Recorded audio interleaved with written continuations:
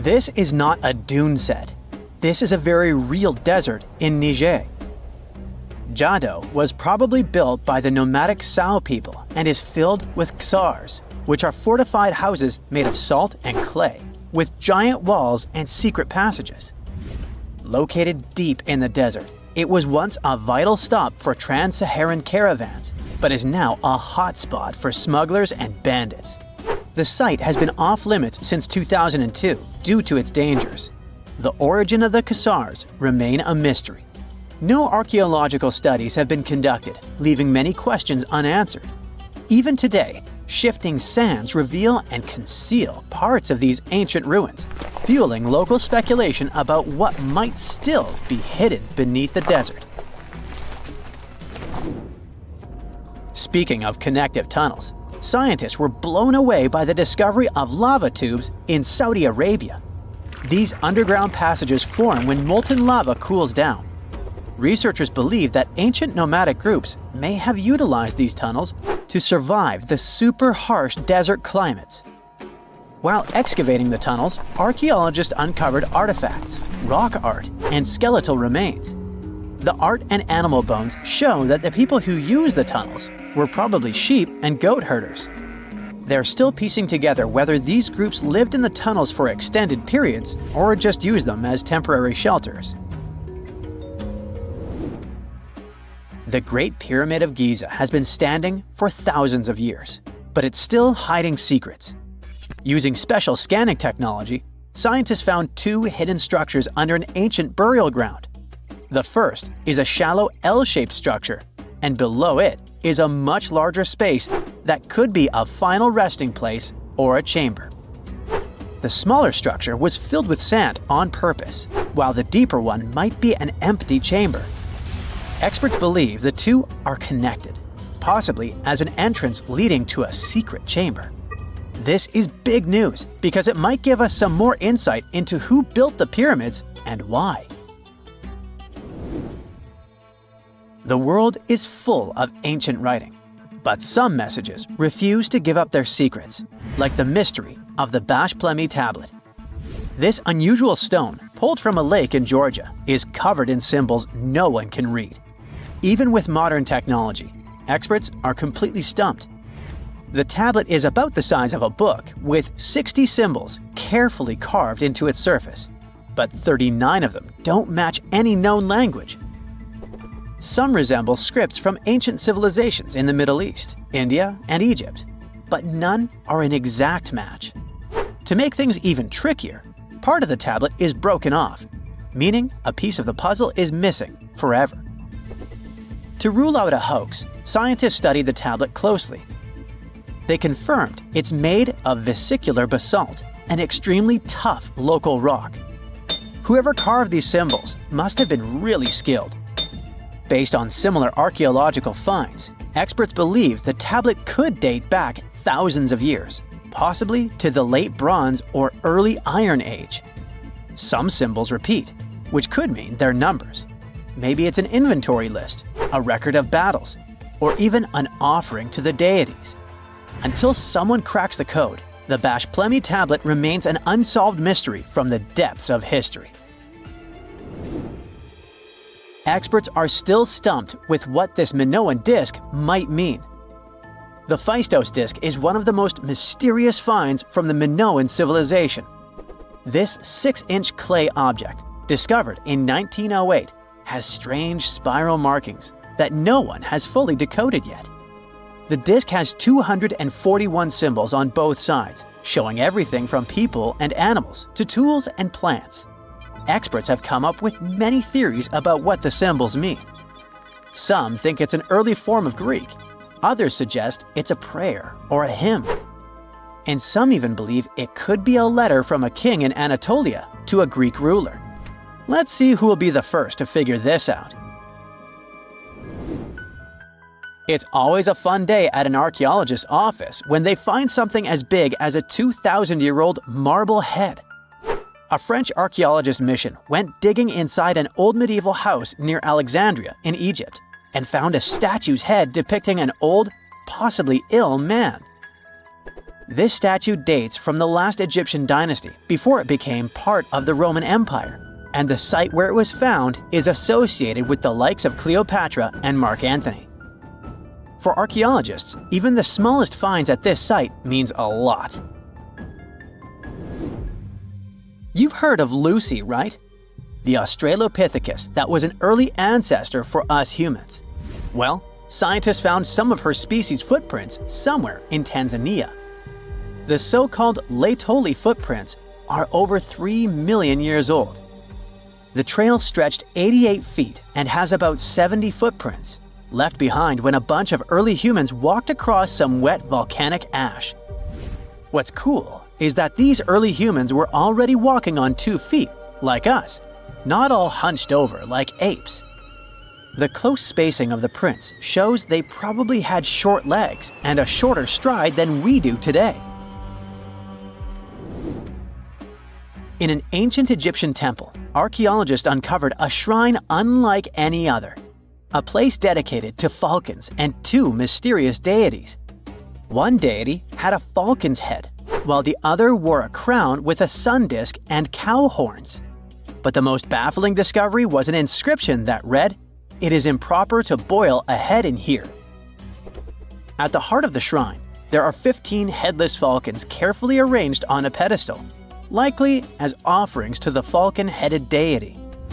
One theory suggests the birds were boiled first, perhaps to pluck their feathers, before being placed in the shrine, following the strange rule carved into stone. Archaeologists also found a 13-inch iron harpoon nearby. Its true purpose remains unknown, although the shrine also held remains of fish, mammals, and bird eggs, suggesting that the rituals may have included feasting. And speaking of ancient Egypt, meet Hathor. Scientists named her after the ancient Egyptian deity of motherhood, music, and singing. This wooden statue, housed at the Metropolitan Museum of Art, was thought to be just a beautiful artifact, until a surprising secret was uncovered. Using an X-ray machine, experts found a mechanical operating system inside it, with pulleys and axles connecting her shoulder to her left leg. When activated, the system made her hand raise and lower, an engineering marvel from over 3,000 years ago. The statue was created during Egypt's Middle Kingdom, around 1800 BCE, and is often compared to 19th century automata due to its advanced design. It's believed the statue was used in religious ceremonies, symbolizing Hathor's role in dance and music.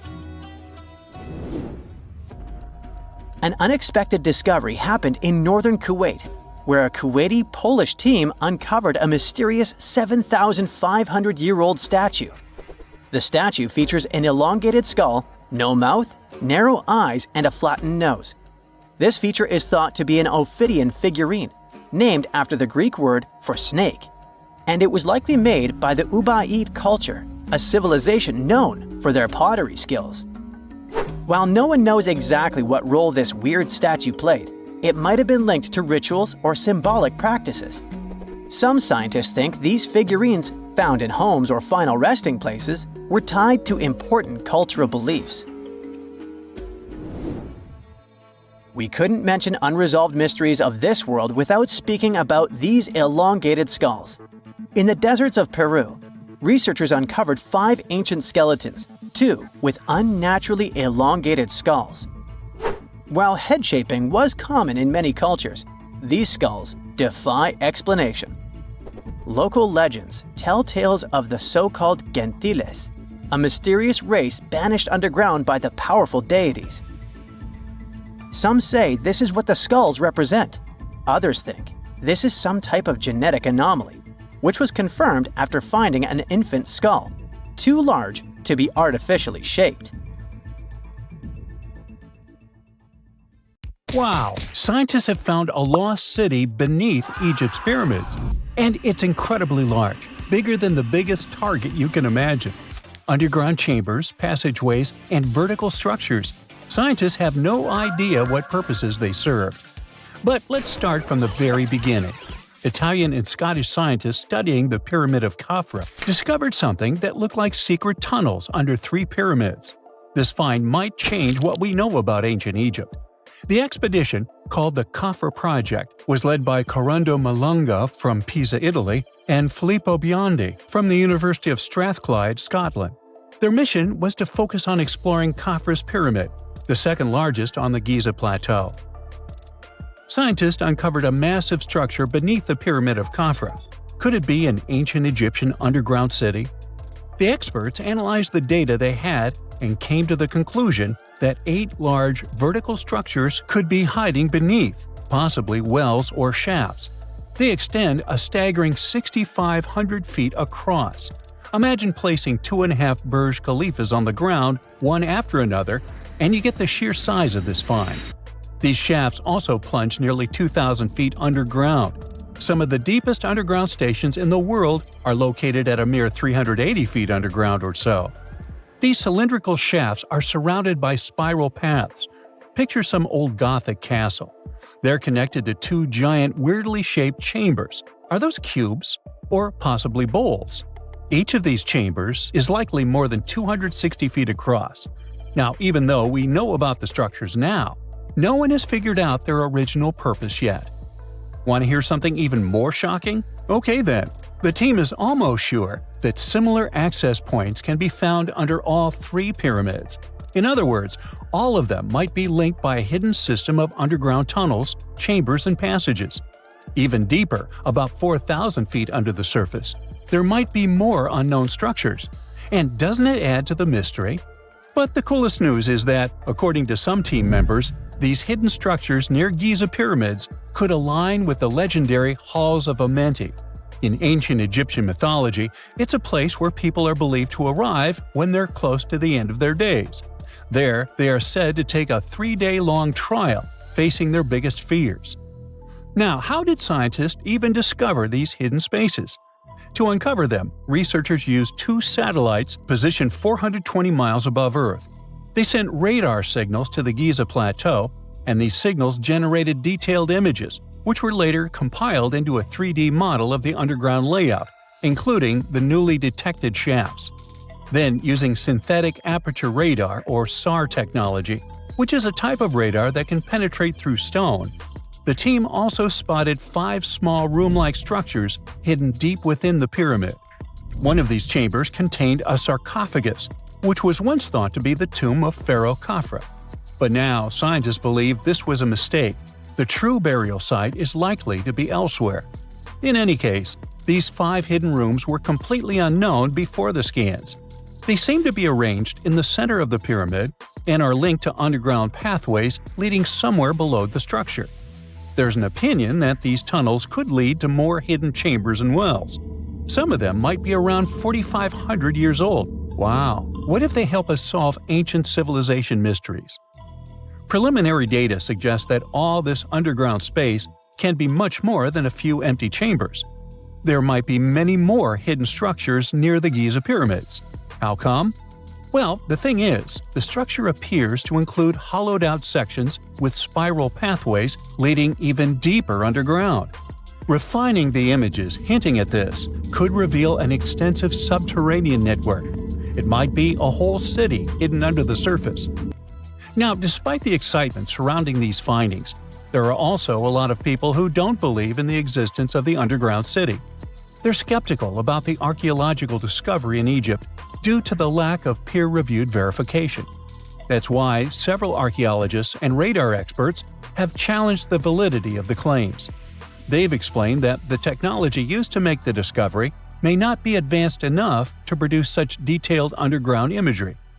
According to them, the 5 smaller chambers found near the surface could be natural formations, since the area had had sacred significance long before the construction of the pyramids. Some experts have even dismissed the use of radar methods in this context altogether. They call these methods scientifically unproven and question their accuracy. The discovery has also reignited discussions about ancient Egyptian myths and the possibility of hidden texts lying somewhere beneath the Giza pyramids. The layout of the newly detected underground chambers shares similarities with mythological accounts of the Hall of Records, a rumored chamber that could preserve early Egyptian wisdom. If confirmed, these findings could significantly reshape the understanding of Egypt's sacred topography. Plus, this lost city beneath Egypt's pyramid could become physical evidence of previously unknown underground structures. That's why the Khafra project is super eager to begin excavating to confirm their findings. But getting approval from Egyptian authorities is a challenging process.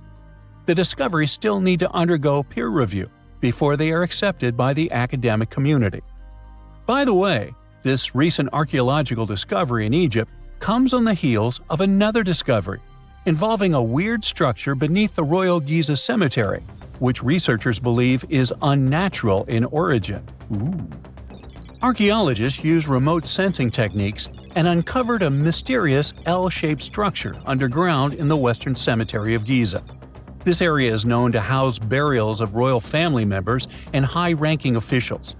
Many of the tombs in the cemetery have above-ground mastabas, rectangular stone or mud brick structures with flat roofs. But there is an area in the center of the cemetery where there are no above-ground structures. To investigate this unexplored region, the team used electrical resistive tomography and ground-penetrating radar. ERT works by sending electrical currents into the ground and measuring the resistance to detect remains. As for GPR, it sends radar into the ground and maps the structures based on the radar's return. The team found an anomaly about 6.5 feet beneath the surface. It appeared to be an L-shaped structure measuring at least 33 feet in length. The readings suggested that the structure had been backfilled with sand after its construction.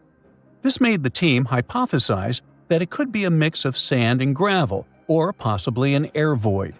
This anomaly was classified as a highly resistive structure, which meant it didn't occur naturally. Motoyuki Sato, the study's lead author and professor at Tohoku University in Japan, claims that the structure is not a natural formation due to its sharp shape.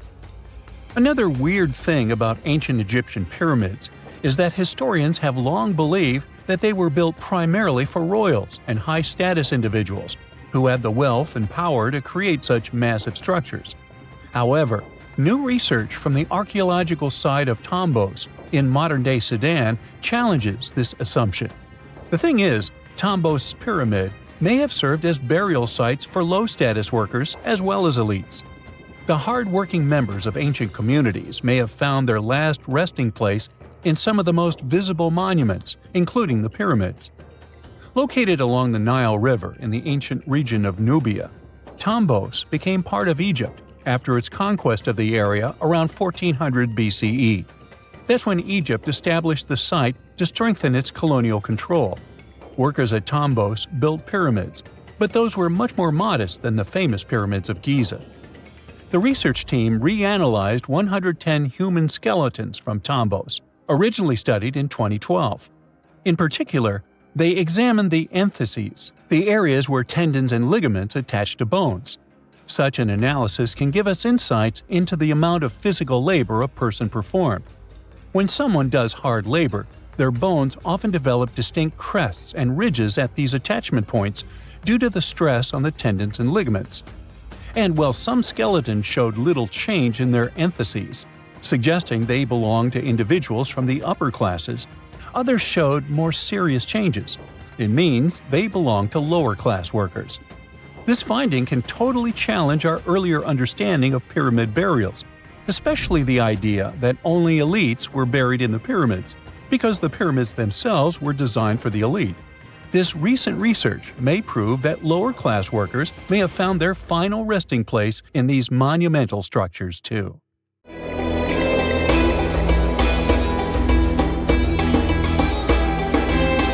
The Great Pyramid was created as the final resting place of ancient Egyptian monarch Khufu. According to legend, French leader Napoleon entered the Great Pyramid and came back out looking shaken and super pale. He never revealed what he saw inside, but whatever it was is said to have affected him for the rest of his life. When Napoleon entered the pyramid, he would have walked through a super tight and ascending passageway. He'd then go through another passageway, known as the Great Chamber. This corridor would have been much taller than the previous one, and would have cobbles too. He'd then reach the King's Chamber, the centerpiece of the Great Pyramid, which was lined with huge blocks of granite. But it wouldn't have looked as grand as we might imagine.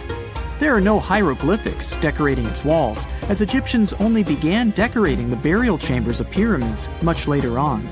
The pharaohs' tombs deep inside the pyramid would have also been filled with treasures, from chunks of gold to the world's most expensive jewelry. But this would have all been looted a long time ago. The only thing that probably would have been left in there would have been a huge sarcophagus, which would have once contained the king's mummy. He'd also have to walk past the queen's chamber. This room most likely didn't hold any queens though, as pyramids were usually only built for one person. There are mysterious tunnels leading from here. To this day, no one is really sure what they're there for. And that's not the only mysterious and creepy thing Napoleon may have encountered, as stories of pharaohs leaving ancient curses on pyramids go way back. Many pyramids had warnings written on the outside, telling of horrifying things that would happen to those who entered and disturbed the peace. We might not know what exactly Napoleon found in the Great Pyramid that scared him so much, but we know for sure what was found in Tutankhamun's tomb. Tutankhamun was an ancient Egyptian pharaoh who was only 8 or 9 years old when he took to the throne. He became a cultural phenomenon when his tomb was discovered almost completely intact in 1922. His pyramid sits in the Valley of Kings in Thebes, modern Luxor, which is in Egypt. Unlike the Great Pyramid, Tutankhamun's tomb was covered in beautiful wall decorations. The walls told the story of how he would travel to the afterlife through the underworld. Egyptians believed all people would have to take this journey, so they would fill their tombs with objects and paintings to help them get there. There'd also be spells painted on the walls. They believed this would help people pass over to the next realm. The journey would be pretty long, and for that reason, the ancient Egyptians would also fill the pyramids with food. Tutankhamun's pyramid was filled with 8 fruit baskets. They even found something called gingerbread fruit in there. The rooms were jam-packed with furniture, statues, clothes, and staffs, amongst a whole bunch of other things. You'd likely find a lot of clothes and expensive jewelry in the pyramids as well. The ancient Egyptians wanted their ancestors to travel in style to the afterlife. They put Tutankhamun in his final resting place with over 50 pieces of clothing, all of the highest quality. There were tunics, scarves, gloves, and headdresses, and a ton of jewelry. Bracelets, pendants, necklaces, rings, and scarabs for protection were all found inside. Each of them was made of gold or precious stones. There were also fans made of ostrich feathers to keep the old pharaoh cool in the hot Egyptian sun. But the temperature inside the pyramids never actually went above 68 degrees Fahrenheit. The ancient Egyptians developed a super cool air conditioning system that we don't fully understand even today.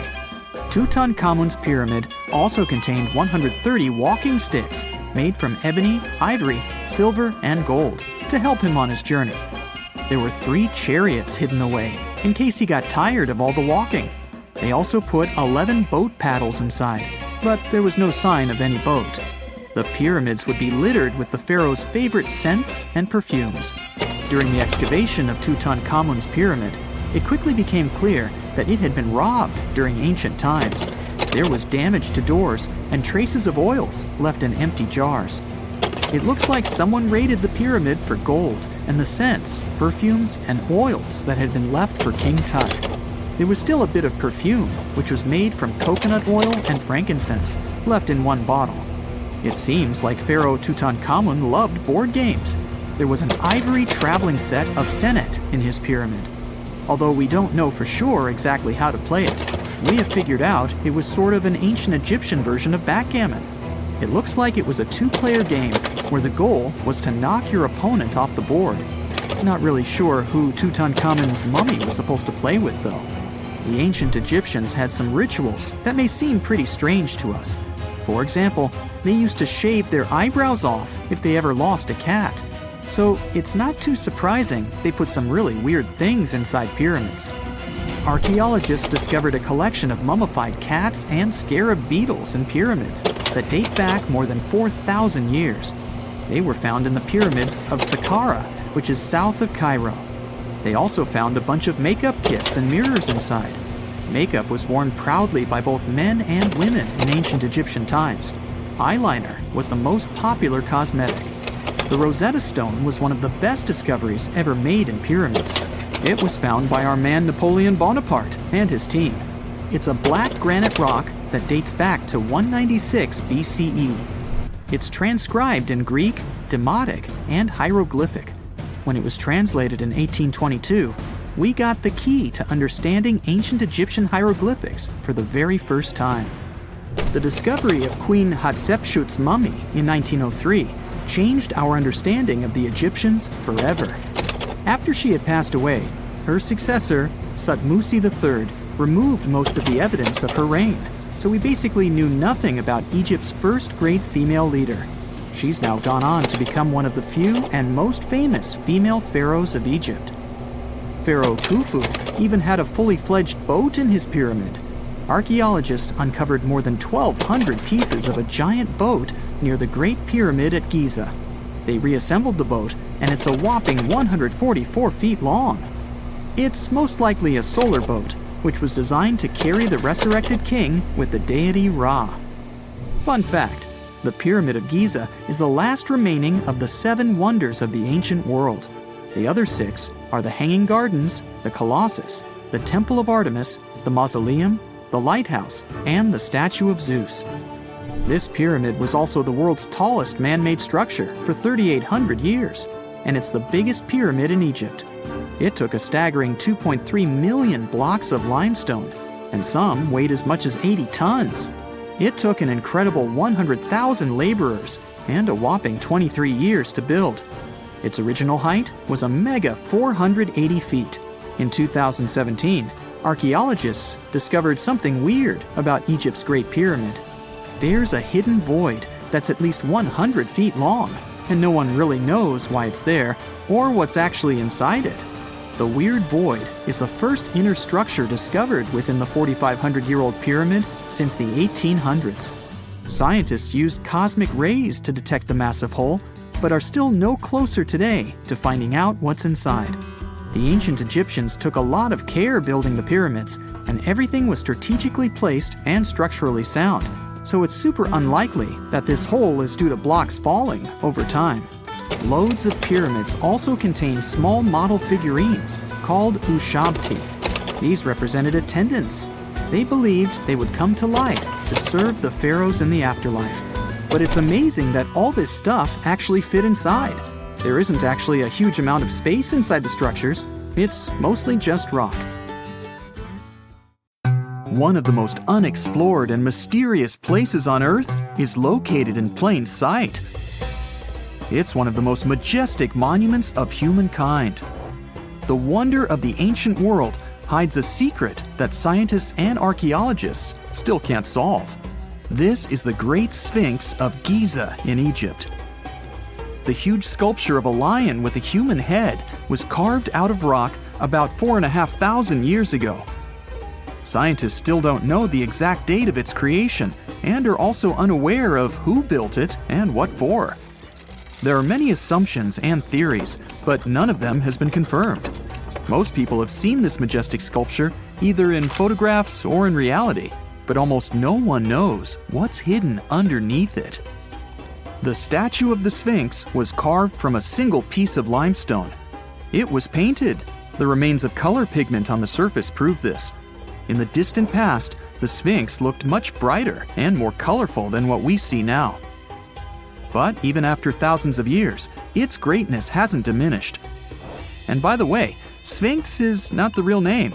It was invented by the Greeks about 100 years or more after its creation. Initially, the Egyptians called the statue Hor-em-Akhet. There are many legends and theories saying the Sphinx is there for a reason. It's like a watchdog that guards the tomb of the pharaoh and the secrets of ancient Egypt. These legends become more plausible when archaeologists discovered hidden entrances at the feet of the Sphinx. They believe that these secret passages are the beginning of the tunnels leading to the halls with treasures. You can find a lot of stories on the internet that claim the Sphinx hides the Hall of Records, a repository filled with ancient and secret knowledge. One of the main artifacts of this repository is supposed to be the records of the ancient mythical state of Atlantis. According to legends, the entire library from this city was moved under the Sphinx. The entrance to this library must be located next to the Sphinx's right paw. Many archaeologists tried to find this entrance, but came away empty-handed. Also, there are many images with detailed diagrams of the underground city that consists of a network of tunnels and chambers under the Sphinx. Someone says there are structures as tall as 12-story buildings hiding underground, but there's no evidence of this. Archaeologists, even after millennia, continue to explore the mysterious sculpture. At the same time, many Egyptians don't want to learn more about the Sphinx. They're terrified of awakening something supernatural. In 1998, scientists discovered tunnels leading to empty caves under the Sphinx. They found evidence of earlier excavations there. It's quite possible that someone managed to find the treasures and take them away. Some people believe Egyptians found some kind of artifact under the Sphinx that has the power of unknown advanced technologies. The artifact is so powerful that it can change the course of history. Of course, most theories are just fairy tales of conspiracy fans, but it's a confirmed fact that the Sphinx hides a system of caves and rooms. There are so many rumors surrounding the Sphinx that it's impossible to understand what's true and what's false. In any case, it's difficult and dangerous to study the sculpture because active excavations can destroy it. And then the entrance to the underground rooms can get blocked by rocks and lost forever. Also, further exploration requires a lot of money, and financing is not always easy to find. But the main reason? It's too risky. There's no guarantee that people will be able to get out of the underground labyrinths. For these reasons, scientists and archaeologists have been exploring this majestic structure for so long. Another famous architectural monument with a secret is Mount Rushmore in South Dakota. Everyone admires the images of the US presidents' faces carved into the rock, but few people know that there's a secret room hidden behind the head of Abraham Lincoln. The architect of Mount Rushmore wanted to carve slabs on the rock with the record of the main stages of the country's history. But his plan was too complicated to carry out. Then he was offered to implement it on a much smaller scale, to build a secret room inside the mountain. The idea was to save this knowledge so that future generations will always remember the history of their country. Unfortunately, the architect didn't have time to finish his work. The construction stopped for several decades. But in the late 90s, the project was resumed. Porcelain enamel panels depicting the history of the US were placed in the room. It's possible that these plates will be stored there forever. But people can't see them, at least for now.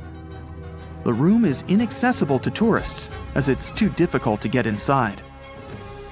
Another secret room is located in the Empire State Building. More precisely, it's not even a room, but a place where you can take cool photos. Almost all tourists gather on the observation deck of the 86th floor to enjoy a stunning view of Manhattan. But there's another deck with panoramic windows on the 102nd floor. There are way fewer people there because almost no one knows about that place. Fortunately, access to this deck is open to everyone. You probably won't have to wait in line for a long time to take a photo. You'll feel special because you're in such a secret place where there are almost no people. But the coolest place is even higher, on the 103rd floor. This is a spacious observation deck where celebrities get their photographs taken. It's not a public place, but if you know the right people, you can get there. There are almost no security measures on the site. Only a low ledge between you and an abyss. That's why crowds of people are forbidden from coming here. It's not so easy to get there. and you're unlikely to succeed without a guide. First, you need to choose the right elevator that will take you there. Then you'll go through several engineering rooms filled with pipes, electrical panels, and other technical stuff. The final part of your way is a set of stairs inside a tiny corridor. And here you are, at the top of New York. Now we're in Paris. See the Eiffel Tower? Inside it, there are restaurants and observation decks. But if you try hard, you can find a secret apartment. Now it's a museum, but it was built so that people could live in it. The architect of the tower, Gustav Eiffel, created this apartment in 1889 for himself. It's almost at the very top of the Eiffel Tower. Imagine what a beautiful view he observed every day. He was the first and only tenant. No one else could gain access to this place. When the architect passed away, the apartment remained empty for a long time. Only recently, they restored it and turned it into a museum. Inside, the epoch of the last century is recreated. They even put wax figures of Gustav Eiffel, his daughter, and the American inventor Thomas Edison inside the room. This place is filled with an endless stream of passengers, office workers running late, visitors from other cities, noise, and train whistles.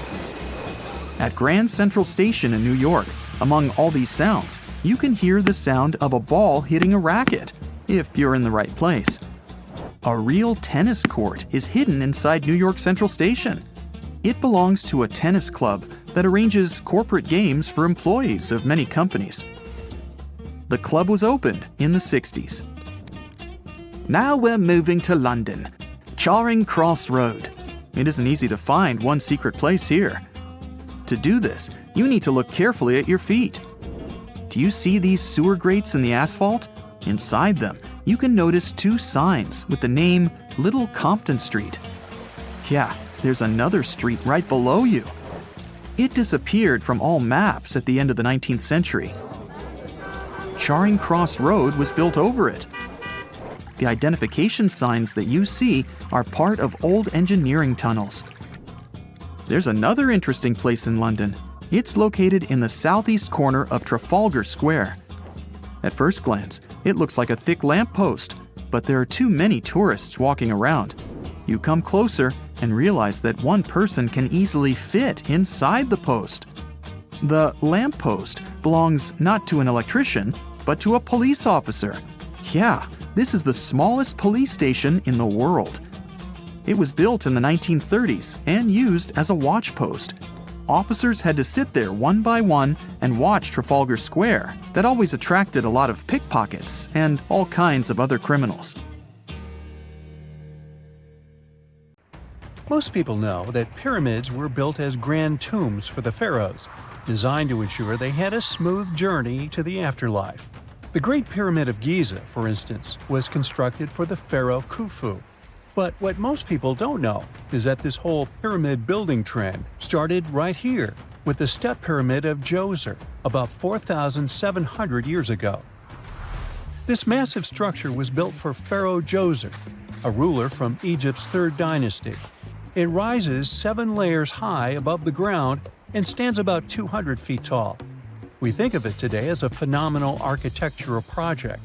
But for ancient Egyptians, the step pyramid of Djoser turned out to be more like a massive experiment, a trial run, if you will, to perfect their building skills before they moved on to even more ambitious pyramids. Reaching new heights is super exciting, but the real mystery is what is going on below the ground. In this pyramid's underground labyrinth, there is a network of tunnels stretching about 3.5 miles long. And some researchers believe these tunnels might have been part of a sophisticated water system that could completely change what we think about pyramid construction. Let's talk about this massive complex located in Saqqara. Surrounding the pyramid, there's what's known as a dry moat, a continuous trench that is up to 164 feet wide and almost 2 miles long. It forms a sort of rectangular shape around the pyramid. This trench has an average depth of about 65 feet. Now, if you were to add up all the earth and rock they dug out to create this moat, It would be about 10 times the volume of the step pyramid itself. For the longest time, people just assumed this trench was nothing more than a huge quarry, a place where they dug up stone and clay to build the step pyramid. Makes sense, right? But when you take a closer look, it doesn't add up.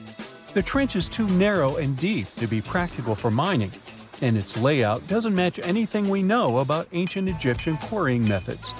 Plus, some sections of the trench are actually covered with a rocky ceiling, which would have made it nearly impossible to use as a quarry. Another theory suggests that the dry moat had some kind of spiritual significance. Maybe it was a sacred place, where souls of nobles gathered to serve the late king in the afterlife. There are even niches in the walls that work as a hint at this spiritual function. But most researchers believe that this purpose likely developed much later, long after the complex was built for Djoser. So what was the moat really designed for? In 2020, a researcher came up with a pretty intriguing idea. It is possible that this trench was actually designed to collect and manage water, especially after heavy rainfalls. Now, that makes sense when you consider the location. The moat sits in an area that could easily have been flooded by runoff water from nearby plains. This could also explain why the trench wasn't used for new graves until much later when the climate became drier and less prone to flooding. The story becomes even more intriguing, as this trench appears to be part of a larger, more complex hydraulic system within the Djoser complex. It is like the trench has several compartments, carefully carved out of the rock and connected by tunnels. These compartments likely served as a part of a water treatment system, where water would flow from one compartment to the next, getting cleaner as it moved along. Now, here is where things start to tie into the pyramid itself. The Djoser complex has a series of underground shafts, and some researchers think that water from the moat's deep trench might have been used to power a hydraulic lift system, and this giant water-powered elevator could have been used to raise the heavy stones needed to build the pyramid. It worked like a volcano, but instead of lava, water did the heavy lifting. Imagine a big deep hole in the ground at the center of the pyramid site. Inside this hole, there was a huge wooden platform, kind of like a giant raft that could move up and down. When the workers wanted to lift a heavy stone, they would fill the hole with water. As the water rose, the wooden platform started to float up, carrying the stone with it, almost like a giant water-powered elevator. When the stone reached the right height, the workers slid it off the platform and onto the pyramid. The idea is that water from the deep trench, after being cleaned and filtered, would flow into these shafts. A massive float, possibly made of wood, would then rise as the water filled the shaft, lifting the stones up to where they were needed for construction. Once the stone was in place, they'd let the water out, lowering the platform back down to the bottom, ready to lift the next stone. This fancy hydraulic lift system could have been a game changer, making the whole building process a lot faster and more efficient without using a lot of workforce. It is like the ancient Egyptians were already embracing the whole idea of work smarter, not harder. But of course, not everyone is on board with this theory. Some experts argue that the area where the step pyramid of Djoser was built couldn't have held enough water from occasional rains to maintain such a fancy hydraulic system. The main theory suggests that, in the past, there might have been some kind of lake nearby that would have filled up after a period of rain, and this lake could have supplied water to the complex's hydraulic system. But there is no mention of such a lake in any ancient Egyptian writings, so it might be more of a what-if situation than a reality. And then there's the issue of the hard work itself. Remember when I said this method could have allowed the ancient builders to raise stones with far less effort? Well, that might not be entirely true. According to some experts, just building this hydraulic device would have required a lot more heavy work than simply moving the stone blocks using good old-fashioned manpower. And let's not forget, the step pyramid of Djoser is like a baby pyramid compared to those that came later. The stones used for Djoser's pyramid weighed, on average, about 660 pounds each, which is nothing compared to the more than 2.5-ton blocks used later for the Pyramid of Chephren. If this cool water lift theory gets completely ruled out, we still need to explain how this pyramid was built in the first place. To answer that, we need to rewind a bit and talk about the original plans. See, before Djoser's tomb became a pyramid, the idea was to construct a simple mastaba. This type of tomb was pretty common in earlier periods, a flat-roofed, rectangular structure with sloping sides. But after the original mastaba was finished, they decided to expand it a bit by adding more layers on top. And then they added even more layers, until the construction reached 6 distinctive steps, each one smaller than the previous. And they probably did all this by raising those heavy stones using ramps, not a water-powered elevator. There is still so much we don't know about the step pyramid of Djoser. More research is definitely needed to fully understand how this system worked, or if it even existed at all. But the idea of using water to help build the pyramid adds a whole new layer to our understanding of ancient Egyptian engineering. It's a powerful reminder of just how clever and resourceful those builders were, using the natural landscape and the power of water to create one of the most iconic monuments in history. Imagine you were chosen to answer one of history's most important questions. What was the first civilization on Earth? The job description is simple, yet the task is extremely challenging. You need to unearth the proof of the world's first official civilization. Was it the Sumerians in Old Mesopotamia? Or was it the ancient Egyptians spread out along the Nile River? Not to make you nervous or anything, but history is quite literally in your hands. Good luck! Since you can't turn back the clock and visit Old Mesopotamia to get the answers to your questions, you'll need to research museum databases in order to get some clues. First things first, we need a definition of what is considered a civilization. It's not just thousands of people grouped together and living harmoniously. There are some key elements that together make a group of people a civilization. Like, for example, the domain of urbanism, aka city building, irrigation systems, and writing. You decide to begin your search by diving deep into the history of the Sumerians, which today hold the position of the world's first civilization. Now, imagine being the first of your kind. This means having no external examples. Rather, it means starting from scratch. First thing you'll need? A piece of land. And since there were no active water companies in the world at that time, you'll need a piece of land with easy access to water. So, the Sumerians settled between 2 major rivers, known as the Euphrates and the Tigris in southern Mesopotamia around 5000 BCE. Fun fact, Mesopotamia translates to the land between 2 rivers.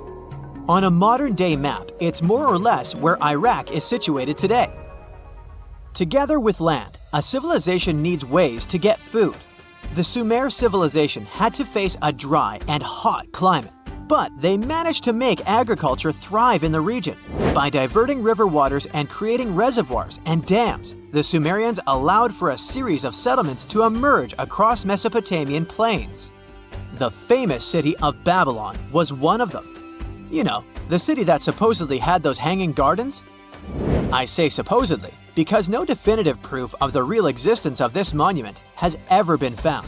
However, it was considered one of the 7 wonders of the ancient world, and cited as a remarkable feat of engineering in an ancient book published around 290 BCE. Although no record was found of the Gardens of Babylon, the Sumerians were recognized as extremely skilled builders. Their cities were filled with mud brick constructions, and the most impressive ones were known as ziggurats, stepped pyramids that were built for spiritual purposes. The Sumerians built a trade network to supplement scarce resources and started to exchange goods with civilizations rising nearby, like Anatolia and Egypt. The beginning of trade was what drove the Sumerians to develop what is believed to be the world's first writing system. It began as a simple system, likely dating back to 3400 BCE. In this system, each syllable was represented with a drawing. Later, it gradually evolved into a fully formed cursive writing system. Don't believe me? Take a look at this piece from the Babylonian times. This huge basalt plaque is called the Hammurabi Code. It's known to be humanity's first collection of written laws. As far as the story goes, it was carved in volcanic stone around year 1760 BCE. Look at the precision of these carvings. It's quite astonishing. But the content is also surprising, since these 282 rules vary from commercial regulations to strict laws of justice. The thing is, historians don't have a consensus on whether the Sumerians were really the first ones to invent writing. Some think it might have been old Egyptians. Let's pause here. Ancient Egyptian settlements are believed to have started around the year 5500 BCE, which is earlier than the Sumer civilization. But remember I said a civilization needed a few things before it was considered as such. Ancient Egypt consisted of several smaller city-states, such as Memphis, Abydos, and Thebes, spreading out along the Nile River. It wasn't until 3000 BCE that Egypt was unified under one kingdom and lasted as an empire until nearly 1000 BCE. Although there is no consensus on this, some Egypt experts believed that it could have been Sumerian immigrants that founded early Egyptian settlements. The proof could be the presence of cylinder seals made of hard stone, something that was widely used in Sumer. These seals were used to guarantee authenticity in legal transactions, but it's hard to say whether this method was introduced by Sumerian immigrants or simply by trade. Since the time period is not one of the criteria we can use to determine who came first, we'll have to turn to something else. But what? Like the Sumerians, the Egyptians were also highly skilled builders. Duh, they built the famous Giza pyramids and many others all over their territory. In order to enhance their building techniques, they delved into developing a more profound understanding of mathematics. They developed a new form of measurement called the cubit, which was the equivalent of an arm's length. The Great Pyramid, for instance, is 440 cubits per 440 cubits. They were also innovative astronomers, combining their mathematical skills with attentive astronomical observation. They were the first civilization to use a 24-hour division of the day. And they even created a solar calendar, which was the first dating system in history to feature 365 days in 1 year. Okay, it's undeniable how impressive they were. But some experts say that the dispute has to be settled through the comparison of their writing systems. Hieroglyphic writing, the first Egyptian style of writing, is said to date back to 3000 BCE. It was a composition of over 700 symbols, which were carved in stone. For a long time, researchers believed that the Sumerian writing had come before Egyptian, but in a recent discovery made by Yale researchers claims otherwise. Archaeologists have discovered a panel of 4 signs that are believed to have been written around 3250 BCE. Oh, and they've also found another rock drawing depicting a pregnant elephant that can date back to 4000 BCE. Now, there's also a third possibility that fewer people seem to mention: the Indus Valley Civilization, also known as Ancient India, located around the area of modern-day Pakistan and India. The Indus Valley Civilization is also a contender for the oldest civilization due to the uncertain historical origins of the Hindu collection of texts known as the Upanishads. The Indus Valley Civilization flourished around 3000 BCE, but records show that people in the Indus Valley were trading with Mesopotamians as early as 3500 BCE. Now, wait a minute. How is it possible? No, they weren't time travelers. This isn't a sci-fi movie. There already were agricultural settlements in the area that were slowly growing into bigger cities, such as Harappa and Mohenjo-Daro. Ancient Indian cities were sophisticated, filled with baked brick homes built in a grid system. These ancient cities even had draining and sewage systems that connected most homes and used gravity to carry waste outside of the city. They were pretty advanced. They were also an extremely religious civilization, and Hindu beliefs were at the center of their practices. Despite that, their cities weren't filled with spiritual buildings, Actually, Mohenjo-Daro's most important building was a public bath. Interesting, huh? Now, why can't we know if they were the oldest civilization on Earth? Even if some historians suspect that the origins of the Indus Valley people can be traced back to 5000 BCE, there is no concrete evidence of this, only speculation. The best proof we have is the Upanishads. The Upanishads are texts filled with philosophy, mantras, and ceremonies. The thing is, part of Hindu practices included memorizing and passing down the wisdom of the Upanishads in oral form. So, it took a while before it appeared as a written script. Well, I'd say historians aren't really sure what was the world's first civilization. We can only guess at this point, but who knows what new discoveries might reveal. What is a boat doing in the middle of a desert? You would expect to find a seagoing vessel closer to shore. This is the question archaeologists had been asking for decades. In 1988, there was a storm near one of the most important archaeological sites in ancient Egypt. A wooden structure emerged from the sand. It was hollowed out by termites. Scientists were determined to solve its mystery. In 2000, they began excavating the site near Abydos, Ubidos. An American team of experts soon discovered a boat that was 70 feet long, and it wasn't alone. In total, there were 14 boats neatly resting next to each other. It was impossible to completely dig out the boats because of their poor condition. Luckily, the wood was preserved enough to get a sample. Analyses revealed that the boats were around 5,000 years old, the oldest fleet in human history to this date. The time of their construction predates the pyramids at Giza by half a millennium. Each ship of the fleet rested in a vault that matched its dimensions. The room was roughly a third of the size of a tennis court. It had mud brick walls that featured more than 120 drawings of boats.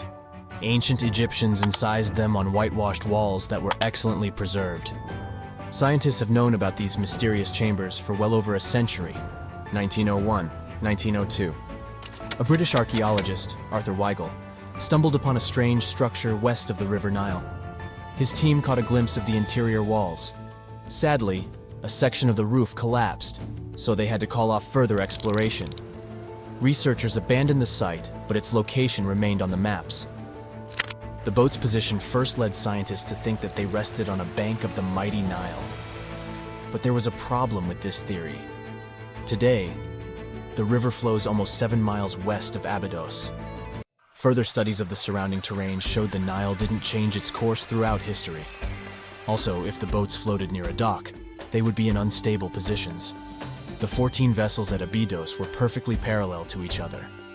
There was only one conclusion possible. Someone had deliberately placed them like that. They must have gone through a lot of effort. Each boat had enough room for up to 30 rowers. These vessels could really float. They weren't models, but scholars still don't know if they actually sailed any body of water in ancient Egypt. This doesn't diminish the importance of the find. Previously, archaeologists found only small-scale models. In King Tut's tomb alone, there were 35 boat models. For a long time, these figurines were the only clues as to how ancient Egyptian vessels looked like. The boat's design confirms that they were the real deal. They are the earliest surviving examples of something called built boats.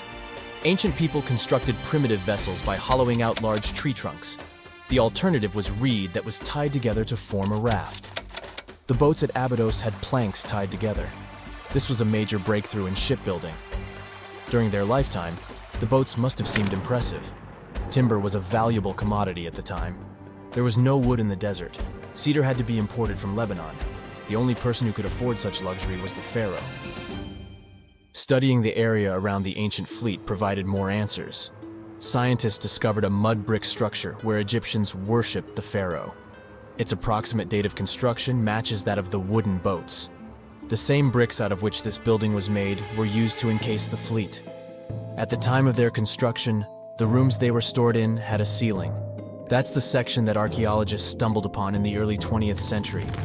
Just like mummies and coffins, these marvelous ships rested inside splendid vaults. The exterior of these rooms was also impressive. The outer walls originally had a plaster of white limestone. It reflected sunlight. In the desert sun, the structure housing the boats must have shone from miles away. Ancient Egyptian builders used the same technique to cover the pyramids 500 years later. Today, their surface looks jagged. But it wasn't always like this. When they were constructed, the pyramids had a top layer of fine white limestone. Their surface was smooth and it gleamed in the sunlight. Instead of stairs, the outer layer of the pyramids was more of a sleek ramp. Archaeologists were left with one final question. Which pharaoh owned the fleet? The answer lay just a mile from the site. This is where the tomb of a pharaoh from the 5th dynasty rested, King Senwosret III. Its time and style of construction matched the ones of the chambers with boats. The very end of his rule might explain how the boats ended up in the middle of the desert. The pharaoh probably passed away in northern Egypt. Then his body was transported down the Nile to Abydos in a marvelous procession of decorated boats. The vessels were later lowered to chambers near the final resting place of their owner. This had a symbolic meaning. In the ancient Egyptians' belief system, ships played a key role. Their supreme deity was Ra. He traveled through the sky during the day in the form of the sun. At nighttime, he sailed through the netherworld in a solar boat. The pharaoh identified himself with Ra. That's why he needed boats in the afterlife. That was the only way to regenerate himself. Just as the sun rises every day above the horizon. This belief existed for thousands of years. The more famous Pharaoh Khufu also had a ship. Scientists found it in 1954 next to his pyramid at Giza. It is some 4 centuries younger than the fleet at Abydos, but Khufu's ship was almost 2 times longer. The Great Pyramid of Giza and King Tut's tomb are some of the most famous archaeological finds in Egypt. But there are many more secrets hiding beneath the endless sands of the Sahara Desert. Recently, 2020, archaeologists found a lost city there. They have labeled it as the most important discovery since King Tut's tomb, 1922. The city of Aten is some 3,000 years old. Historians hope it will give them a unique insight into the everyday life of ancient Egyptians. The famous archaeologist and Egyptologist Zahi Hawass proclaimed the site a lost golden city. Aten sits some 300 miles south of Egypt's capital, Cairo. It is close to the famous Valley of the Kings. Archaeologists first found sections of mud brick walls that spread out in all directions. They discovered complete rooms with tools of everyday life inside. The research team unearthed a bakery, a residential neighborhood, and an administrative district. They all date back to the time when the Egyptian civilization was the wealthiest in its long history. They were also the first to make objects from iron. In 1911, scientists found a set of iron beads near a village in Lower Egypt, El Girza. These are the earliest known iron artifacts. The discovery is literally out of this world. Ancient people made them by beating into shape a piece of a meteorite. The 9 beads were once part of an ornate necklace. They are now blackened and corroded, which is perfectly normal for a piece of jewelry that is over 5,000 years old. They consist of an iron-nickel alloy. Researchers were impressed by the skill of ancient jewelers who processed the beads. Their craftsmanship is more impressive when you think that they didn't know the stellar origins of the material. The Great Pyramid of Giza also has a remarkable feature. An international research group investigated the electromagnetic response of the structure to radio waves. They found that the pyramid has the ability to concentrate electromagnetic energy inside it. This occurred inside its chambers as well as under the pyramid's base. It contains an underground, unfinished chamber. It seems that the electromagnetic response is connected with the properties of limestone, the Great Pyramid's main building material. The research results might have a practical application. The way solar cells and nanosensors function could be improved by this remarkable find.